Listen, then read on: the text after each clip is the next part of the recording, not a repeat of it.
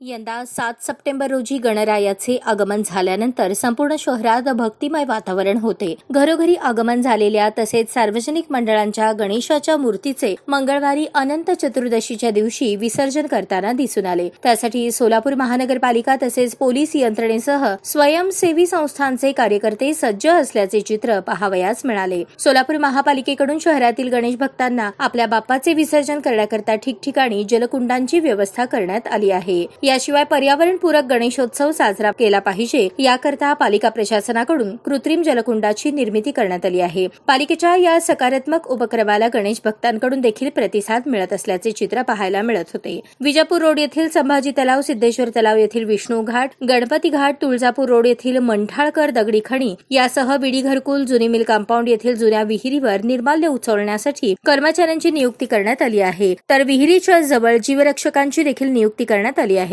गणेश विसर्जनाच्या दिवशी पालिका आयुक्त शीतल तेलीउगले गणेश भक्तांना आवाहन करताना म्हणाल्या, आज अनंत चतुर्दशीच्या दिवशी जे गणरायांचं विसर्जन आहे, संपूर्ण शहरभरातून सुमारे 2 लाखांच्या आसपास घरगुती गणपती असतील, बाकी मंडळांचे गणपती असतील, याच्यासाठी सगळी चोख व्यवस्था सोलापूर महानगरपालिकेच्या वतीनं करण्यात आलेली आहे.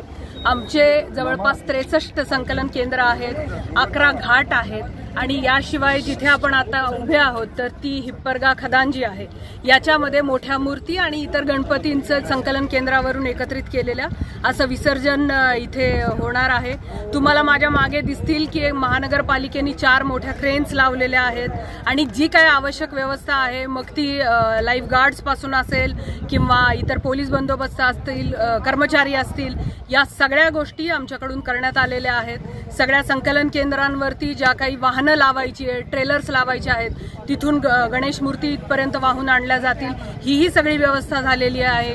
किंवा खड्ड्यांची दुरुस्ती असेल, प्रकाश व्यवस्था असेल, झाडांच्या फांद्या तोडणं असेल, सर्व अनुषंगिक व्यवस्था अगदी चोख पद्धतीनं महानगरपालिकेच्या माध्यमातून करण्यात आलेल्या आहेत.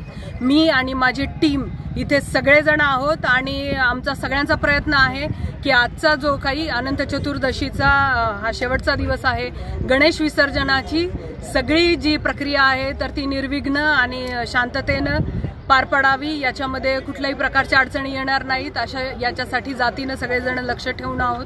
याशिवाय उद्या सकाळी जो काही गणेश विसर्जनाचा दुसरा दिवस असतो, त्यानंतर आपलं शहर हे सगळं संपूर्ण स्वच्छ दिसेल आणि गणेश विसर्जनाचा जो काही परिणाम असतो, निर्माल्य किंवा इतर काही गोष्टी असतील, तर या सगळ्यांची व्यवस्था लावली जाईल असंही आम्ही नियोजन केलेलं आहे.